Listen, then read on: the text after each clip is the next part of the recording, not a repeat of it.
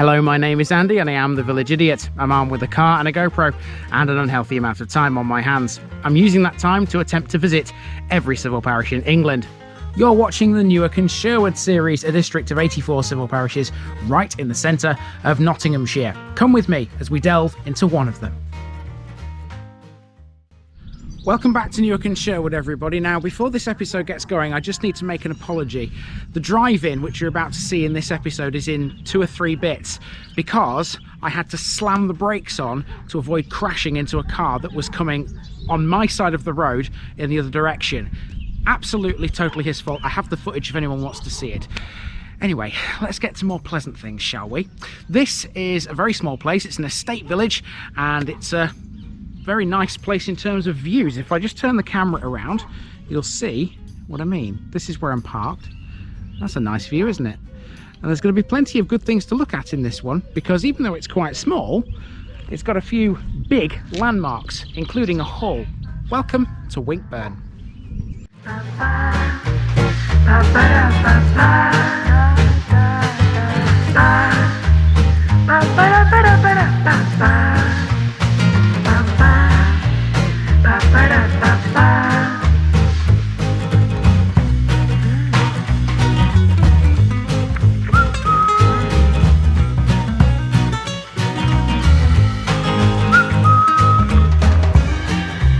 This Newark and Sherwood video is sponsored by Past Days, a family history blog by June Terrington. You'll find a link in the description.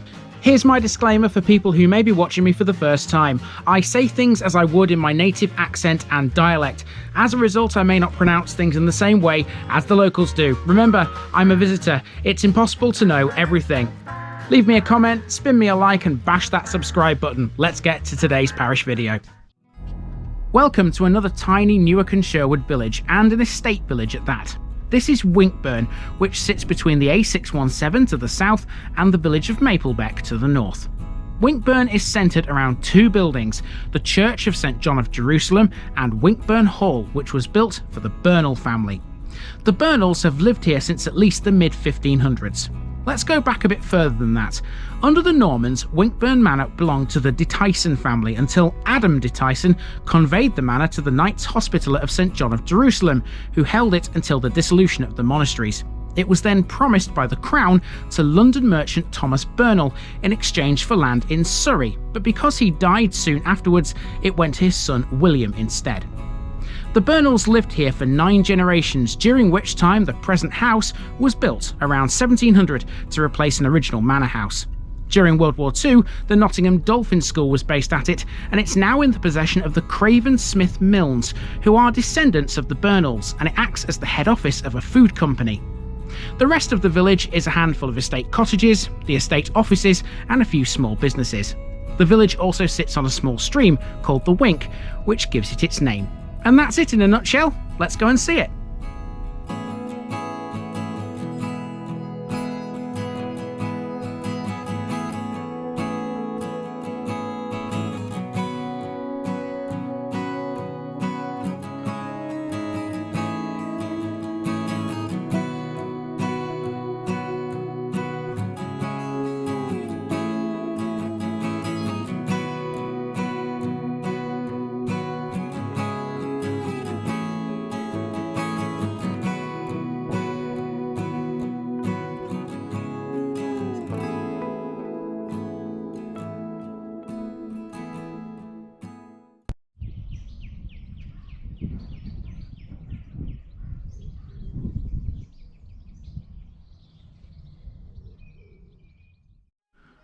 We start on Sherwood Lane, which is where most of the village's residential properties are.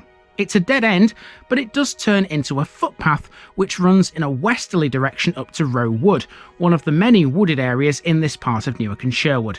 There are several farms in the surrounding countryside too, including Sherwood Farm, which sits between Daleswood, Hockerton Moor Wood, and of course, Sherwood. It's all part of the Winkburn estate. At the other end of Sherwood Lane is an entrance to Winkburn Hall. Now, even though the hall itself is private, we can walk down here because the church is public access. You can't drive down this road though, it's a footpath to the church only, and there's a huge sign telling you that at the hall's other entrance, through which we'll be making our exit later. Handily, the hall isn't too far away from the footpath, so in walking to the church you can't really miss it. Okay, we'll talk some more about the hall in a moment, but literally just next door to it is a church, which you might just be able to make out behind this tree. That's where we're going next.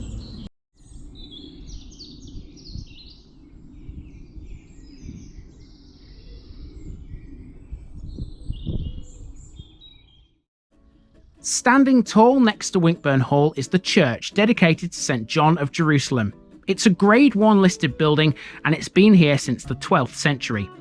The building is essentially Norman in style. It has some zigzag mouldings on its belfry windows, which bear some resemblance to those at Southwell Minster. The dedication to St. John of Jerusalem is extremely unusual and refers to the ownership of the church and surrounding estate by the Knights Hospitaller. The earliest record of their presence here dates from 1184, when the pipe rolls of Henry II mention Winkburn Hospitalorium as owing some tax. In a later charter, it stated that Archbishop William granted the Knights Hospitaller the Church of Ossington. It's assumed that the order continued to hold the estate and church until at some point it was absorbed into the holdings of Rufford Abbey. Today the church has been sympathetically but minimally restored. So one thing I find quite unusual about this church is the location of its pulpit. It's here, right in the middle of the pews, which is unusual. It's normally at the end, isn't it, close to the altar? But for some reason it's here. And the pews go both this way and that way, which is very weird. But apparently that's how they do things here in Winkburn. Loving the stained glass at the end. There's a big tablet here. All these pews have got doors, by the way. Let me show you. Some churches have these, some don't. This one apparently does. Now, this is quite high up, so I don't know whether I can read this. No. It's something to do with Beauchief Abbey in Derbyshire, but I can't read it because it's a little bit worn. But yeah, there's a big tablet on the wall here. Let's go to the back of the church. There's a wonderful arch carving over this door, as you can see. And there's some candles here as well, on top of what looks to be, well, a very small font. I'm assuming it's a font. Does this move?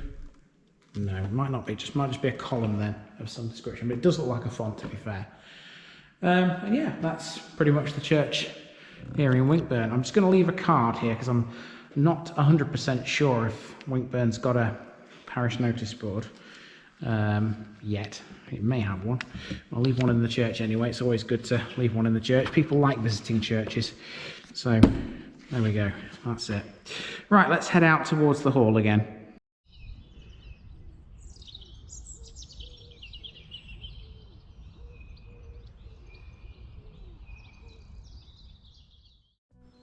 Like the church, Winkburn Hall is a Grade 1 listed building. It's a 2-storey mansion made of red brick with ashlar dressing and a hip slate roof.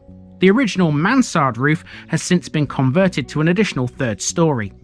Built in around 1700, this was the home of the Burnells, who held the house until 1931 via a few complicated family lines.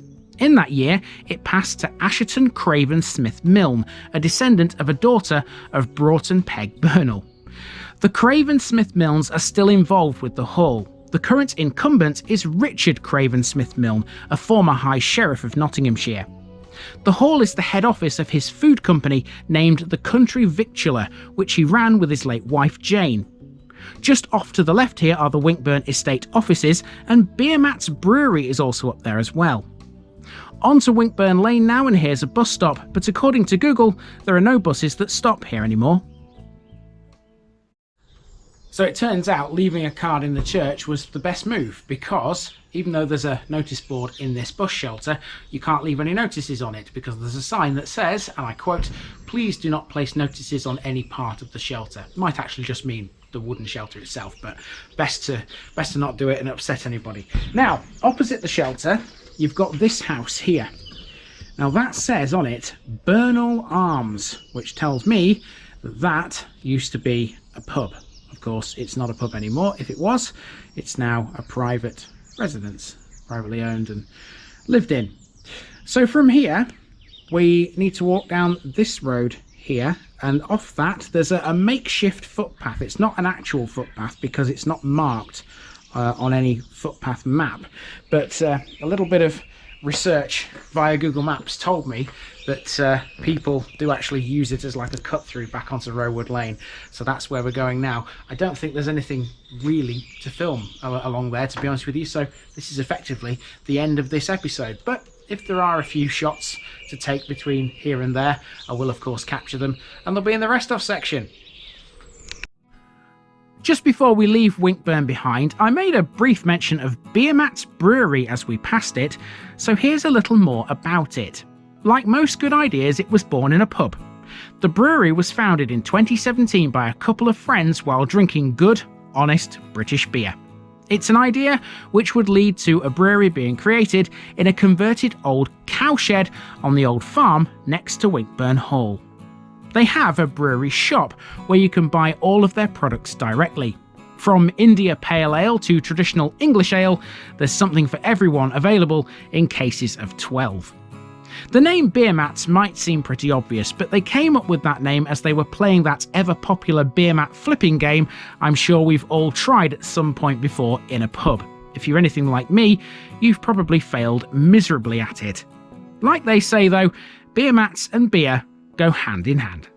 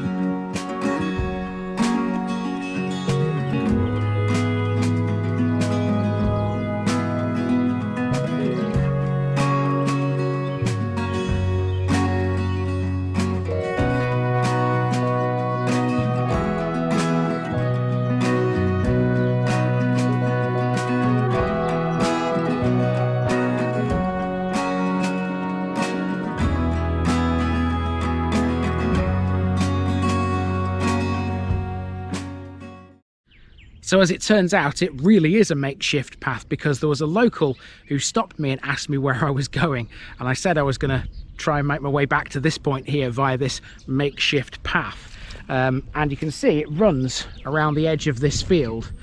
It's not an actual public footpath, but I believe people use it as a cut through. I didn't want to upset the guy, so I decided to turn around and walk back along the road to get back here to Rowood Lane. Doesn't matter, I'm still in the same position where I began. Time for me to move on to my next one here in Newark and Sherwood. That's been the parish of Winkburn, and I've been Andy, also known as the Village Idiot, and I'm out.